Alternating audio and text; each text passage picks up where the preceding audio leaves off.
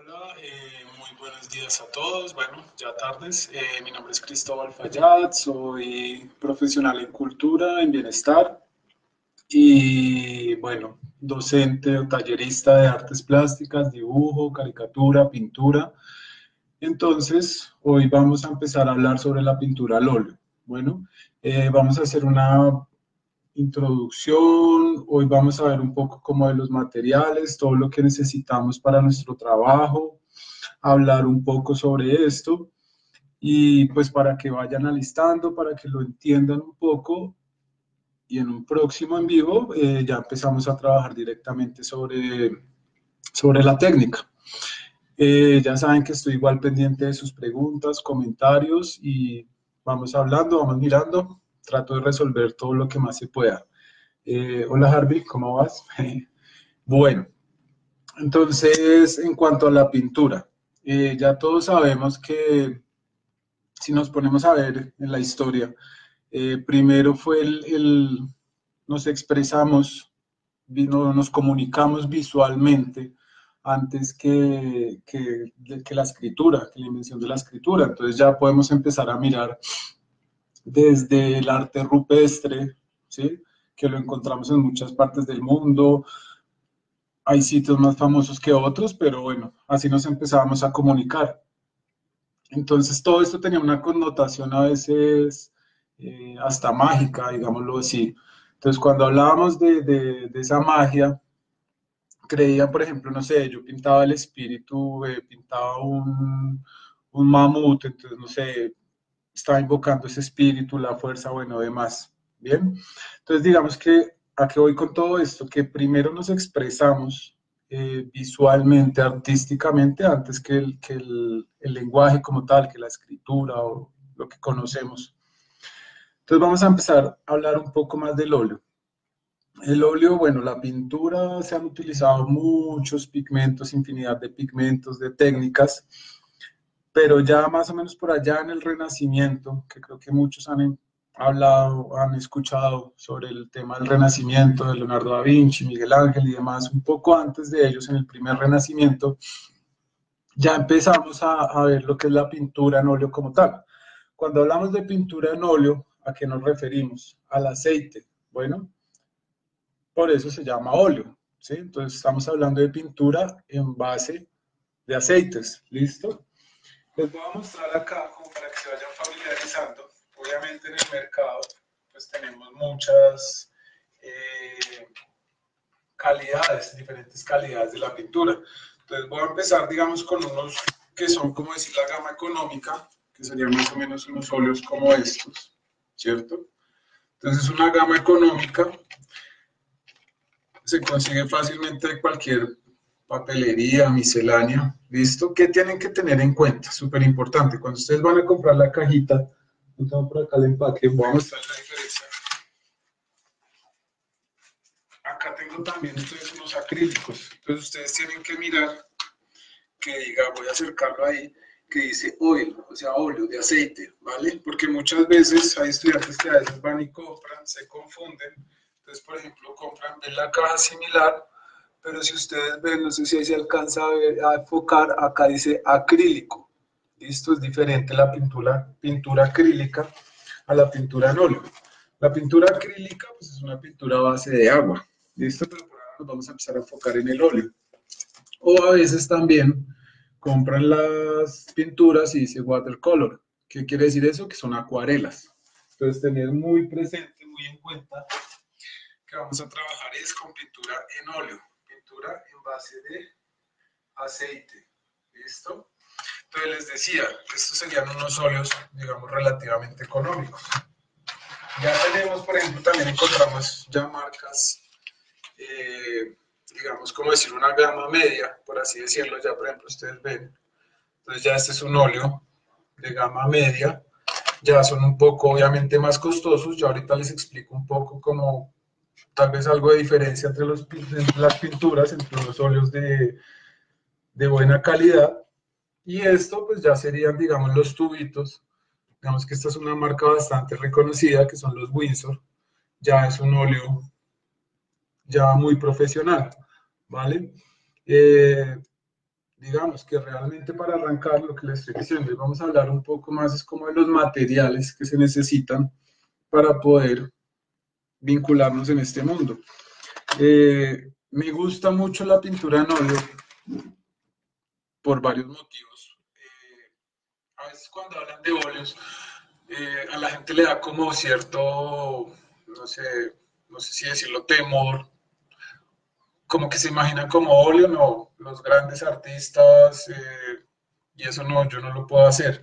Y resulta que me parece que el óleo es una pintura bastante fácil de trabajar, o sea, para empezar, para aprender, es muy fácil, ¿cierto? Para quien ya está en un nivel muy avanzado, pues obviamente va a ser una pintura, va a hacer cosas maravillosas. ¿Por qué digo que es fácil? Porque pues cuando ya la aprendemos, viendo las técnicas y todo, nos permite primero que corregir errores. Cuando digo corregir errores, el óleo tiene una cualidad, digamos, lo que es una pintura opaca. ¿Qué quiere decir que es opaca? Yo puedo tapar un color oscuro, puedo taparlo, cubrirlo con un color claro, corregir errores y demás. Diferente a las acuarelas. Por ejemplo, las acuarelas son pinturas de una cualidad que son transparentes. Entonces, en acuarela, si yo me equivoco, es bastante complicado corregir un error. O sea, en la acuarela yo tengo que ser muy decidido en la pincelada, cómo la envío, el trazo, el color, saber combinar, que ahorita también vamos a hablar un poco de eso. Mientras que el óleo tiene esa ventaja. El óleo tiene la ventaja que es una pintura opaca, entonces yo puedo corregir errores bastante fácil. Bueno, entonces por eso me gusta el óleo. La idea de todo esto es como perderle el miedo. Vuelvo y digo, a veces cuando hablamos de óleo nos imaginamos solo los grandes maestros, los grandes artistas y resulta que es bastante fácil y sencillo de trabajar. Bueno, entonces ya hablamos más o menos de nuestros óleos. Cuando les decía ahorita de la calidad del óleo, ¿qué quiere decir? Digamos, en estos óleos, que son unos óleos un poco más económicos, ¿cierto? Son la gama económica, me los habían regalado, entonces los tengo por ahí. Miren cómo incluso la cajita se ve un poquito sucia acá, ¿sí? Porque el aceite del óleo los tenía guardados hace mucho tiempo, a veces se separa, entonces incluso cuando yo los saco el óleo, sale el aceite, se separa el aceite y el pigmento queda adentro. Primera diferencia. Entonces son un poquito más líquidos, por así decirlo. La textura es menos fuerte a comparación de un óleo ya fino. Digamos, estos óleos ya más costosos, cuando yo los saco, los sirvo sobre mi paleta, son bastante espesos. O sea, es como sacar crema dental, ¿sí? Como para que me entiendan más o menos la idea. Entonces son bastante espesos. Eso en cuanto a la parte del aceite, lo que les estoy explicando. También con el tiempo, de pronto uno no lo alcance a ver en vida, pero cuando yo hago un cuadro con óleos de estos, digamos, económicos, los colores sí van a cambiar con los años. Pues estoy hablando de un transcurso ya de muchos años, mientras que en cambio un óleo fino va a perdurar, el pigmento, la calidad, todo va a perdurar mucho más. Bueno, entonces hasta ahí, si tienen dudas, me van preguntando, me van diciendo. Trataré de resolverlas. Entonces, eso en cuanto a lo que es nuestras pinturas, el óleo, ¿vale? Como les decía, entonces son pinturas en base de aceite. Entonces, como son pinturas en base de aceite, también necesitamos trabajar con algunos diluyentes, ¿cierto? Depende, todo esto depende de la técnica que esté utilizando. Entonces, hay unos diluyentes, acá los tengo unos nuevos, están sin destapar, que son el aceite de linaza, ¿sí? El aceite de linaza y la trementina, esencia de trementina. ¿Sí? Entonces, digamos que normalmente uno que hace, vuelvo y digo, esto depende mucho en el trabajo de cada quien, en la experiencia, como siempre lo he dicho en diferentes videos, según la práctica que yo tenga con mis materiales, la obra me va llevando. Entonces yo sé si voy a trabajar con más trementina, si voy a trabajar con más linaza, y los puedo mezclar. Entonces, digamos, una mezcla como para que empiecen, pueden ser, por ejemplo, en un tarrito aparte, yo por acá tengo, en un tarrito aparte que tenía desocupado, entonces mezclo, por ejemplo, la mitad de la linaza y la otra mitad de trementina.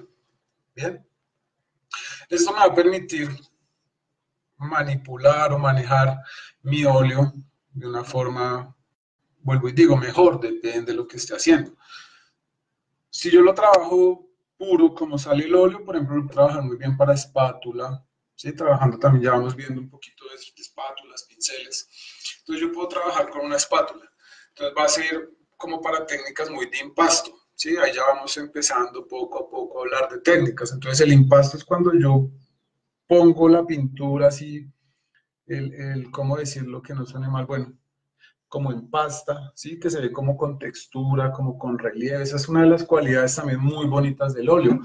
A veces uno ve una pintura en óleo, cuando yo ya me acerco, alcanzo a ver como las pinceladas, ¿sí? Como a ver la textura de la pintura, que es muy chévere.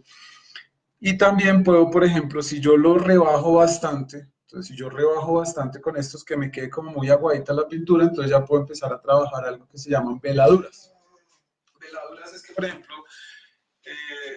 como la pintura queda muy clarita, entonces yo voy trabajando en capas. Entonces yo puedo, digamos, pintar, no sé, sirve mucho para hacer, depende de lo que esté trabajando, cristalería, puedo trabajar agua, que el agua es bastante complicada, puedo trabajar tonos piel, tonalidades de la piel, de figura humana, por medio de se me fue la palabra ahorita, la que les acabo de decir, por medio de las aguadas, ¿sí? Entonces voy trabajando, entonces voy mezclando. Entonces la misma práctica me va enseñando, digamos, si yo aplico más linaza, entonces también me permite manipular mi pintura con más facilidad. Digamos, por ejemplo, si estoy haciendo cabello, pelo en animales, depende de lo que esté haciendo. Bueno, entonces digamos que estos serían los diluyentes, trementina y linaza. Hay muchos más diluyentes, pero pues para no confundirlos, vamos a empezar con estos dos. Estos son los básicos para trabajar, los que siempre recomiendo a mis estudiantes que tengan. Entonces, aceite de trementina y linaza. Entonces, ya vamos a hablar un poco de los óleos, de las calidades y demás, de que son a base de aceite. Entonces, por eso usamos estos diluyentes. ¿Listo? Vamos a seguir un poco aquí hablando también de los pinceles. Entonces, todo esto es como para que más o menos lo tengan presente. Y en un próximo video ya vamos a empezar a trabajar, de pronto hacer algo obviamente más sencillo. Entonces, cuando yo hablo de los pinceles, listo, hay muchos estilos de pinceles. Entonces, estos que son como, los vemos en cualquier parte, los pinceles de cerda, ¿cierto? Diferentes tamaños. Tamaños me refiero a la cantidad, al grosor del pincel, ¿no? Entonces, tenemos pinceles planos, ¿sí ven? Que son planitos, son. ¿Listo? Y tenemos pinceles redondos. Si ustedes ven, esto ya es un pincel redondo. Bien. Estos serían pinceles, por así decir, de cerda. Podríamos buscarlos como pinceles de cerda. Los pinceles son largos, y eso siempre lo hablo mucho. Para poder manipularlos, el pincel normalmente se manipula y se coge bastante largo. Yo no cojo mi pincel como un lápiz. No. Yo lo cojo largo y me da bastante movilidad y libertad para pintar, para trabajar, ¿listo? Así como en algún momento hablábamos de sombrear en el dibujo y demás, entonces tengo que soltar la mano y trabajar bien con mi pincel. Tenemos ya también pinceles sintéticos, también hay pinceles de pelos de animales, bueno, etcétera. Entonces, digamos, pinceles sintéticos. Ya es una cerda un poco más suave, diferente a esta, es más suave, y ahí no sé si ahí se alcanza a ver. Entonces también hay pinceles planos, como les mostraba ahorita, y digamos, estos son pinceles, a ver si acercándolo a la cámara, como lengua de gato. Entonces, pincel lengua de gato porque viene redondito, ¿sí? Entonces, obviamente, si yo estoy trabajando con mi pincel, me va a dar un efecto diferente al que ya es plano, va a cortar en las puntas del pincel. Este no, entonces vuelvo y digo, a veces le preguntan a uno, pero ¿en qué momento utilizo X o Y pincel? La misma obra te va llevando, ¿sí? Así como decía con los lápices, es difícil usar, no, es que el lápiz 6B es para esto y el 2B es para esto, no, la misma obra me va llevando, la misma obra me va llevando, entonces digo, oiga, necesito un pincel más grande, necesito un pincel más suave, necesito un pincel plano, necesito un pincel redondo, están los pinceles ya más finos, entonces si ustedes observan por acá espera, le quito el protector, Entonces ya son pinceles finos. Por ejemplo, este es un doble cero. Los pinceles vienen por números. Este es un doble cero. Está el cero, está el triple cero, está el 2, 4, 6, 8. Bueno, sí, así como les mostrarán estos, por ejemplo, este es un pincel número 12. Bueno, por acá Angie Telles me pregunta, al momento de limpiar los pinceles que debemos usar, ya te explico que eso también es algo importante. Entonces, bueno, ahí hablábamos de eso, de los diferentes tipos de pinceles con los que trabajamos. También hay algunos que trabajan con brochas, hay pinceles en abanico, no tengo ahorita acá la muestra, que es un pincel así como, sí, como un abanico, entonces yo con ese puedo trabajar, no sé, follajes y demás. Entonces, todo, vuelvo y digo, depende de la técnica que estemos utilizando, lo que vayamos trabajando. Está la espátula, hay diferentes tipos de espátulas. No tengo acá, pues la verdad tengo todo en mi taller, alcancé a traer algunas cosas para trabajar, pero tengo otras en el taller. Entonces la espátula no es la espátula esa de construcción, sino son espátulas, también tienen tamaño, son así como en puntica, y yo con esas también puedo ir trabajando. Esas preferiblemente se trabaja con la pintura bien espesa. Entonces, lo que me decía ahorita Angie, Angie Telles, entonces, ¿cómo limpiar los pinceles? Entonces es muy importante porque si yo dejo secar la pintura en los pinceles, no hay nada que hacer, o sea, se dañaron totalmente. Entonces, normalmente, ¿yo qué hago? Inicio mi labor, trabajo normalmente, siempre tengo un trapito viejo, entonces digamos que también para que tengan no sé, una camiseta, una toalla, alguna cosa, limpio mi pincel y uno tiene, digamos, aparte yo puedo tener, por ejemplo, trementina. Entonces tengo la trementina aparte, cuando ya termino, entonces yo sumerjo el pincel, lo voy limpiando. Y digamos que acá tuviera la toallita, el trapito que tengo, nunca lo voy a limpiar así como presionándolo, sino voy limpiando como si estuviera pintando. Entonces suavemente voy haciendo esto y voy quitando el exceso de pintura, voy quitando la pintura, ¿listo? Entonces nunca lo presionen así porque entonces ¿qué va a hacer? Se van a abrir, se va a despeinar, digo yo, el pincel, entonces queda así todo abierto. No, entonces suavemente lo vamos limpiando, le aplico trementina, sigo limpiando, ¿vale? Después de esto, entonces normalmente yo ¿qué hago? Incluso si vaya a pintar al otro día, eso ya es gusto personal. Voy a una fuente de agua, puede ser el lavamanos, el lavaplatos, no sé, por ejemplo, a mí me gusta coger el jabón de loza, entonces me aplico un poquito también en la palma de la mano y vuelvo y tomo mi pincel y empiezo a hacer esto. Y ahí va retirando, digamos, el jabón de loza como es, quita la grasa y demás, entonces ayuda mucho a limpiar el exceso de pintura, que ya he quitado previamente también con la trementina, o con aguarrás, también es otro que sirve para limpiar pintura.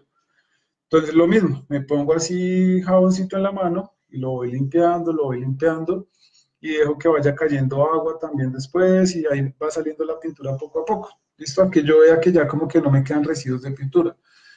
Es recomendable, vuelvo y digo, siempre lo hago apenas termino de pintar, entonces el ácido de mis pinceles para que no se dañen.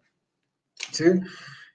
Obviamente los pinceles tienen una vida útil, tampoco me van a durar toda la eternidad, pero me van a durar más así, vuelvo y digo, porque si yo dejo secar la pintura, se me dañó el pincel. Bueno, por acá había algo más. Alejo me dice que también hay diferentes tipos de lienzo, aparte de la variación de tamaño, listo, ya te respondo también, ya vamos para esa parte de las superficies para pintar. Bueno. Entonces ya hablamos de los pinceles, ya hablamos de los óleos, ya hablamos de los diluyentes, ¿listo? Se puede trabajar también, normalmente trabajamos con la paleta. Por acá tengo una. Entonces, digamos que esto es una paleta, aunque está, bueno, no la miren tanto porque está sucia, ¿sí? Pues estoy trabajando en estos momentos. Entonces la paleta es esto. Entonces, porque tiene este huequito, yo lo cojo normalmente así, ¿listo? Lo cojo así, me voy a poner de pie acá, porque voy trabajando, pues digamos que tengo mi pincel, acá preparo mis pinturas y voy pintando, entonces por eso tiene este soporte. Entonces yo la cojo acá puedo cerrar la mano y voy trabajando. Bueno, entonces esto es una paleta. Ahí también hay algo importante. Digamos, en la pintura en óleo, la paleta es plana. Hay de diferentes tamaños, ¿no? A mí me gusta, pues ya esta es como grande porque puedo mezclar gran cantidad de colores, ¿sí? Entonces la paleta en óleo es plana. ¿Por qué? Porque a veces también compran, por acá tengo otra, y a veces llegan con estas. Entonces esto es para técnicas ya, por ejemplo, acuarelas, con ecolines, que ya tienen estos huequitos donde yo voy a mezclar mi pintura para que no se me esté, digamos, yo no puedo trabajar con acuarela en una paleta plana porque obviamente se me va a regar, ¿cierto? Porque es líquido, es agua. Mientras que el óleo, como les decía ahorita, es espeso. Entonces esto es una paleta de acuarelas o de colines o demás. Bueno, entonces la pintura, la paleta para la pintura en óleo es esta. Bueno, espera, la corro. Digamos, bueno, yo sé que a veces no están todos los, de pronto no sé, por recursos o demás, o no están tan vinculados en el arte, pueden usar superficies que no sean porosas. Entonces pueden coger un plato, ¿sí? Cosas plásticas, preferiblemente digo yo, o sea, que sean blancas para que no me afecte en los colores, ¿sí? Si yo estoy mezclando sobre algo, no sé, una superficie plástica, pero resulta que es negra, visualmente me puede afectar y me puede cambiar los tonos, que eso también es súper importante. Ya ahorita hablamos un poco de los colores y todo. Bueno, entonces ahí como para que vayan tomando nota y alisten algunas cositas para que la próxima podamos pintar. Lo que me hablaba Alejo ahorita me preguntaba, y va a otro tema importante, es la superficie sobre la que vamos a pintar. Entonces, nosotros normalmente escuchamos óleo sobre lienzo, ¿sí? ¿A qué se refieren con el lienzo? El lienzo estamos hablando de la tela, ¿vale? Digamos, esto es si yo lo toco acá y acá esto es una tela, ¿sí? Es una tela sobre un bastidor. El bastidor es un cajoncito de madera sobre el que se sujeta la tela, ¿listo? Lo que me decía Alejo, vienen de diferentes tamaños. Digamos que los comunes, los más populares, por así decirlo, es el de pliego, que es 100 por 70, medio pliego, que es 50 por 70, un cuarto de pliego, que sería 35 por 50, y el de octavo. ¿Listo? Entonces ahí vienen con diferentes tamaños.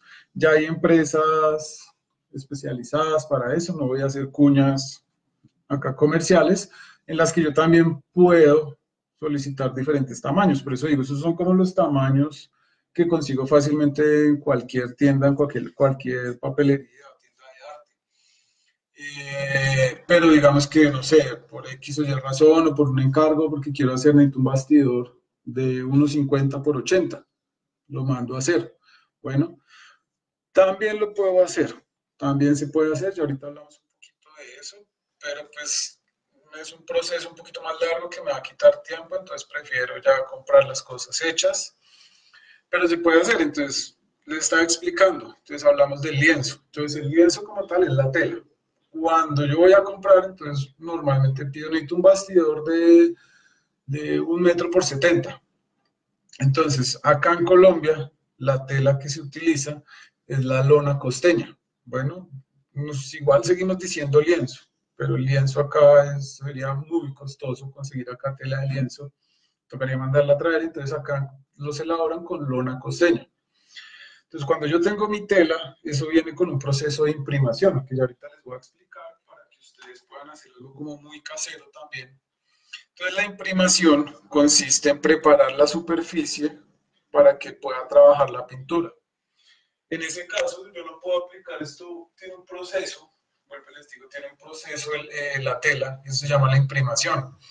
Se puede trabajar con diferentes técnicas, entonces con yeso, con PVA y se combina con pinturas para que me quede blanco y para que reciba la pintura y cerrar un poco el poro, ¿sí? Si yo trabajara solo sobre tela no sería fácil de manejar, entonces por eso se hace el proceso de imprimación. Entonces ahí venía para esta parte, que digamos, eh, para practicar, digamos, para aprender. Entonces yo puedo conseguir simplemente un octavo de cartón paja, ¿cierto? 1/8 de cartón paja. Y lo que hice acá, o lo que siempre les recomiendo como por costos, cómo lo imprimamos para que me reciba la pintura. Entonces yo puedo coger un colbón, digamos, medio de colbón y la misma cantidad de vinilo blanco, los mezclo en un recipiente X y empiezo a pintar mi cartón paja, ¿cierto? O cartón piedra, bueno, no sé. Entonces, digamos, cartón paja, entonces mezclo ambos y lo voy pintando. Entonces, primero le doy una capa así, en el sentido horizontal. Dejo que se seque, bueno, lo debo pintar por ambas caras y si no se va a combar, ¿listo? Entonces, lo pinto por ambas caras. Después, entonces, vuelvo y le doy otra pasadita vertical, después cuando se seque, vuelvo y le paso otra horizontal y después vuelvo otra vertical, digamos, con unas 4 capas, ya queda como decir sellada esa superficie para poder trabajar. Digamos que también se puede trabajar sobre madera, entonces, para los que no sabían, por ejemplo, se utilizaba mucho en la antigüedad el trabajo sobre madera, la Mona Lisa está pintada sobre madera, entonces yo puedo trabajar sobre madera, coger un trozo de madera, lijarlo, pulirlo, imprimarlo, como les estaba explicando ahorita lo mismo que se hace con la tela, y voy a pintar sobre esa superficie. Bueno, pero ¿qué pasa? Entonces resulta que era muy difícil para un artista, digamos, si yo quería hacer, no sé, un paisaje, retratos o algo, cargar con mi pedazo de madera, obviamente es más pesado, si era un tamaño grande. Entonces ahí empiezan a salir lo que conocemos, lo que les decía ahorita, el lienzo o el bastidor. Bueno, el bastidor como tal, vuelvo y digo, se refiere a la cajita de madera que tiene por detrás. Espérame a ver si corro esto y les muestro. Entonces el bastidor es esto que se ve acá en madera, ¿sí? Siempre por acá se ve la tela. Lo que les decía, esto es lona costeña, no es lienzo. Acá en Colombia no trabajamos con lienzo. ¿Vale? Y así ya queda todo armado. Entonces el bastidor es la parte de madera, el lienzo es la tela. Pero pues vuelvo y digo, yo voy a una tienda de arte y digo, oiga, necesito un bastidor de 50 por 70, y ya saben que me lo entregan con todo y tela, con lienzo, etc., con todo y tela. Bueno, entonces pueden preparar la superficie como les expliqué, para que quede listo, para que en una próxima oportunidad empecemos a trabajar. Bueno, no sé si hasta ahí, bueno, ya he visto 2 preguntas, creo que ya las respondí. Listo. Bueno, entonces vamos a hablar un poco también, cómo voy a tomar nuevamente mi paleta. Entonces es un ejercicio para trabajar, para que trabajen en casa, para que empiecen a mezclar. Es cuando yo voy a coger mis pinturas, ¿cierto? Como les explicaba ahorita, bueno, las que tenga. Entonces, como normalmente compran una cajita de estas, que lo que les decía son unos óleos, digamos, económicos. Entonces, como los destapo, ellos traen un orden, ¿sí? Acá ya están en desorden porque ya saqué algunos. Y entonces vienen diferentes colores. Normalmente viene la gama, digamos, el blanco, vienen amarillos, o sea, todo lo que son tonos cálidos, amarillos, naranja, rojo. Después empiezan los colores fríos, que serían azules, verdes. Después vienen los colores tierra, que ya poco a poco en la práctica uno se va aprendiendo los nombres, y ahorita los vamos viendo porque hay muchas gamas de colores en óleo y en pintura en general. Y el último vendría el negro. Entonces, ¿yo qué puedo hacer? Yo puedo coger también en un cartón paja, esto se los explico para que vayan aprendiendo a mezclar.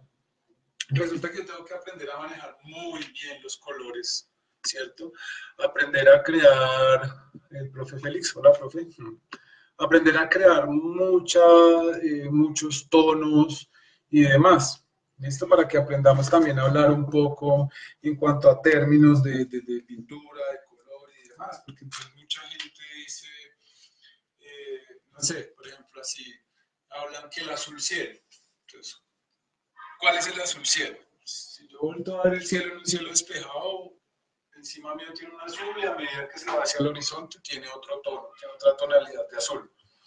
Bueno, entonces lo digo para que vayan pensando porque el azul cielo no existe, el amarillo pollito no existe, el color piel no existe. ¿Listo? Porque también entonces por lo general dicen, préstame el color piel. ¿Y cuál vendría a ser el color piel? Entonces, si ponemos acá 10 personas y todos ponemos nuestros brazos, nuestras manos, el color piel no existe, todos tenemos diferentes tonos, entonces hay unos más morenitos, hay unos más blanquitos, más rojitos, más rosaditos. También depende mucho la parte del cuerpo, ¿cierto? Entonces, de pronto yo no tengo el mismo tono de piel en mi rostro que en mi estómago, o que en una axila, o que en las piernas, o que en la rodilla. Entonces, también empezar a hablar un poco de tonalidades. Entonces, el color piel no existe, el azul cielo no existe, el amarillo pollito no existe, el verde pasto no existe, ¿listo? Entonces, a medida que uno va empezando a trabajar en esto, va empezando a ver los colores de una forma diferente, aprende a ver muchos más contrastes, valores tonales y demás. Les decía entonces el ejercicio para que aprendan a mezclar. Entonces yo puedo coger, así como viene el orden de mis óleos, entonces voy a coger, digamos, cojo un poquito del amarillo, acá en este caso sería un amarillo limón, ¿cierto? Entonces cojo un amarillo limón y lo mezclo con el color que sigue un poquito y lo voy poniendo en un cartón paja. Entonces yo cojo el amarillo limón y lo mezclo con este sería un rojo cadmio. Entonces lo mezclo y pongo un puntico, después ese mismo amarillo limón lo mezclo con el siguiente, que en este caso acá tienes un magenta, después lo mezclo con el azul ceruleo, después lo mezclo con el azul ultramar, después con el azul de talo, después con el verde, este es un verde, ¿qué dice acá? Verde inglés, ¿sí? Acá, por ejemplo, entonces tengo un verde vejiga, entonces cojo un poquito de este y lo mezclo con un poquito de este, y así sucesivamente con cada color que tengo. Con cada color voy mezclando y voy poniendo un puntico en mi papel, en mi cartón, otro puntito, y me va dando unas mezclas. Después seguiría con el otro color. Como ya hice este, entonces voy a seguir con este. Entonces este con este, este con este, este con este, este con este, este con este, y así sucesivamente. Después el que sigue, pues ya lo mezclé con estos y voy mezclando hacia acá, y voy mezclando hacia acá, y voy mezclando hacia acá. Y se van a dar cuenta que van a salir una cantidad de tonos impresionantes. Incluso, si yo quiero ponerme un poco más estricto en el tema, entonces yo puedo mezclarlos en diferentes cantidades. Entonces la primera mezcla la puedo, y escribo, si quiero puedo escribir. Entonces amarillo tal mezclado con tal. Rojo cadmio mezclado con azul de Prusia. Y así sucesivamente, y al 50, al 25, al 50 y al 75%. Un ejemplo, si quiero ser ya muy estricto con eso. Y se van a dar cuenta que me salen una cantidad de tonalidades impresionantes, ¿sí? Entonces, porque digo, y puedo mezclar también con blanco. Entonces ya me empiezan a salir, ya ustedes van, ve estos tonos sí como que parecen que me sirven para hacer tonalidades piel. Ve este verde tan bonito para hacer X hojas, este rojito, este amarillo que me salió acá, estos tonos tierra, ¿sí? Entonces me empiezan a salir muchas mezclas importantes. Hago énfasis siempre en las mezclas, porque entonces cuando uno está normalmente, por ejemplo, en clase, profe, ¿cómo hago este color? Profe, es que este verde, es que este azul mar, ¿sí me hago entender? Entonces yo simplemente, ya les digo, tiene su paleta, su mezcla de colores, trate de buscar uno ahí parecido. ¿Con cuál color le digo? Ah, mezclando este con este, listo. Entonces voy a hacer la mezcla y lo voy a crear. Vuelvo y digo, es importante porque entonces me van a salir muchas tonalidades, ¿sí? Entonces, a veces, por ejemplo, está uno pintando agua, entonces el agua no tiene un color, donde yo esté el agua es transparente, pero depende del paisaje, depende del contexto, depende de muchas cosas, cambia. Entonces, ustedes ven una foto del mar, pueden sacar cantidades de tonalidades, azul verdosito, uno más clarito, uno más oscuro, un azul súper fuerte, un azul muy oscuro, depende de la profundidad, el agua en un río. Entonces, si estoy pintando en un río, digamos, ustedes ven los ríos son ligeramente cafés, entonces no puedo pintarlo de azul, ¿cierto? Entonces depende mucho, depende de la hora, por ejemplo, el sol, la hora del día. Entonces el lago, obviamente la luz del sol también va a reflejar y va a crear diferentes tonalidades. Entonces todo esto es lo que yo tengo que empezar a trabajar y a tener en cuenta y aprender a mezclar para poder crear muchos colores, que es muy importante en la pintura. digamos que acá también les tenía un consejo, así como, por eso digo, a grandes rasgos, hoy estamos haciendo una pequeña introducción para que se vayan familiarizando con el tema del óleo. Se podría hablar muchísimo más, pero es algo como muy corto. Normalmente, el color negro, por ejemplo, yo nunca lo uso. El color negro, no sé, lo regalo, tengo muchos negros por ahí guardados y no los uso. ¿Por qué? Porque el negro no es un color. Entonces el negro simplemente es la ausencia de luz, ¿vale? Así como el blanco es el total de la luz, el negro es ausencia de luz. Entonces realmente si yo lo veo con lógica, el negro no existe en la naturaleza, ¿sí? Simplemente son colores un poco más oscuros o un poco más claros. Entonces vuelvo y digo, haciendo esos ejercicios de mezcla, yo voy viendo que me pueden salir tonos muy oscuros sin necesidad de usar el negro, porque el color negro, el pigmento negro mancha feo, o sea, no me gusta. Y ahí entonces ya voy a otra parte importante, vuelvo y digo, todo esto de pronto ahorita quedan un poquito perdidos, pero en la práctica le vamos cogiendo el tiro y van a entender un poquito más como lo que les estoy hablando. Bueno, entonces, ¿qué haría yo en ese caso?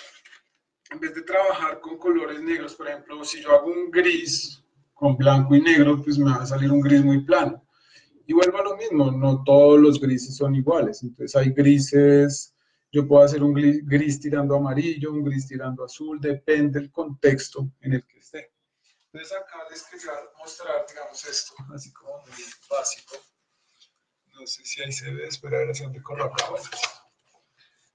Entonces, aquí vamos a hablar algo, bueno, teoría del color, muchísima. ¿Listo? Entonces, si ustedes observan, tengo dos triángulos, ¿cierto? Es que acá me confundo con la cámara. Entonces, tengo dos triángulos, ¿cierto? Entonces, tenemos un triángulo hacia arriba, serían los colores primarios, amarillo, azul y rojo. Y un triángulo hacia abajo tendría los colores secundarios, ¿cierto? Verde, naranja y violeta. Entonces, morado no, porque como decía un profe, morado es el que le sale a uno cuando se pega.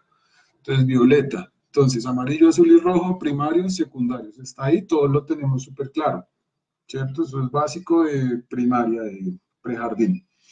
Bueno, pero, entonces, ¿qué es importante acá en esta parte? Que existen colores complementarios.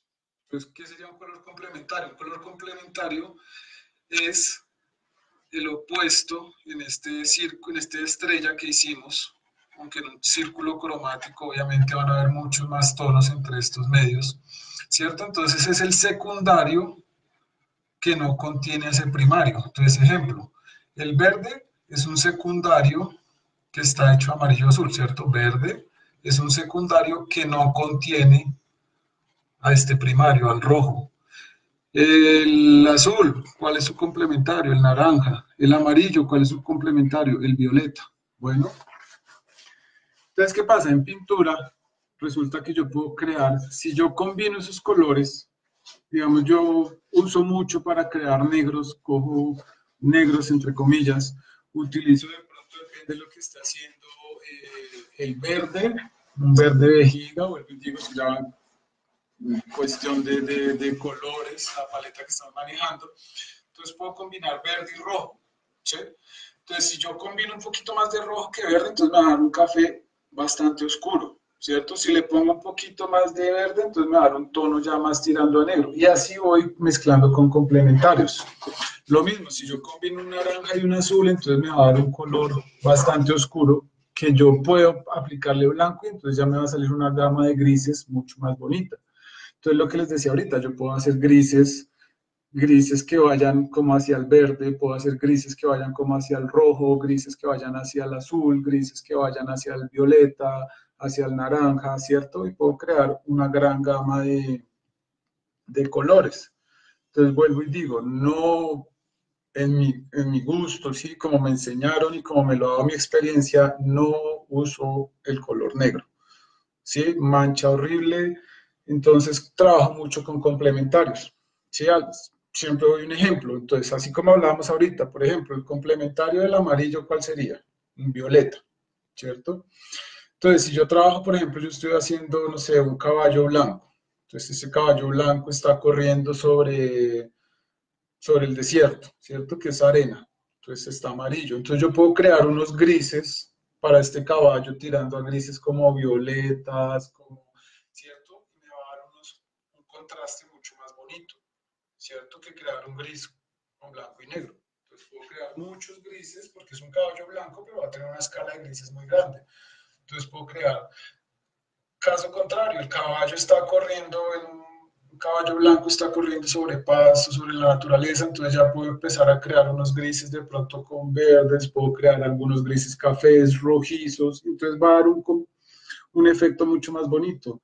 La misma naturaleza nos muestra mucho sobre los colores complementarios, entonces imagínense no sé, un paisaje totalmente verde, ¿cierto? Una montaña, todo muy verde, y resulta que un campo de rosas, ¿cómo contrasta el verde con el rojo de las rosas? Si yo tengo ese paisaje totalmente verde y le pongo una persona, una rana roja, va a contrastar bastante, ¿no? Eso ya es mucho como de teoría del color, se puede estudiar, pero entonces, vuelvo y digo, ahí estamos haciendo como una introducción para que alisten y se preparen, porque ya la próxima eh, nos vamos a poner a pintar, que sé que muchos lo quieren. Por acá veo una pregunta, bueno, comentario, Andrés Bonilla, muy interesante, datos ligeros para tener en cuenta. Tenis de mesa presente, gracias, chévere. El profe Tulio también está, bueno. Entonces, hasta ahí creo que...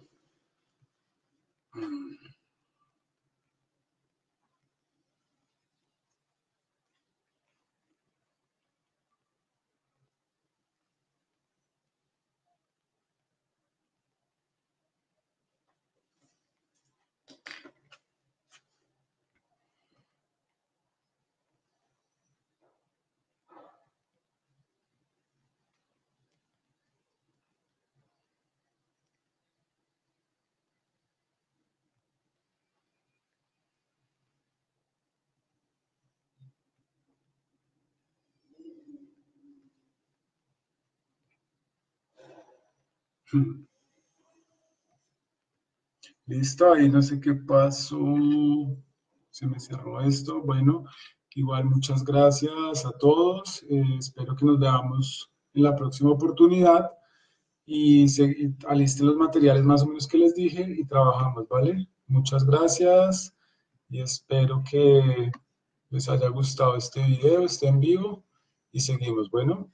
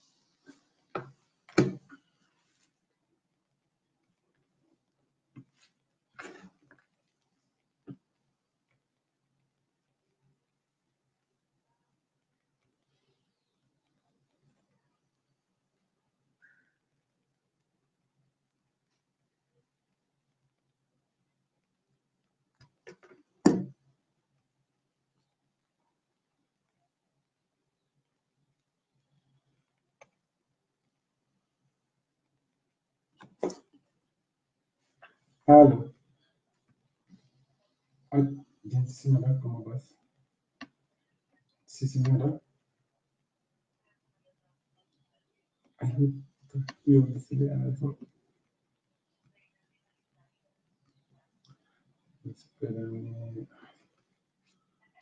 A ver si me pasa a mí, ¿no?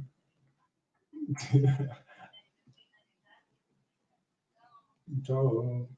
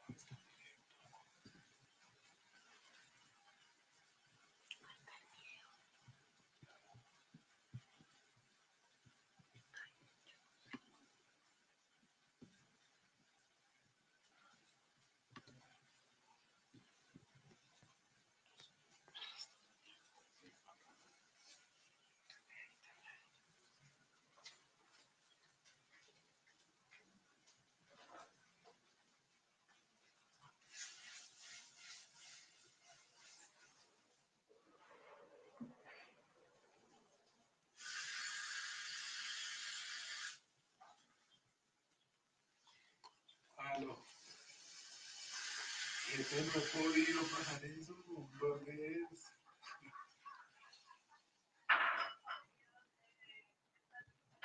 Sí.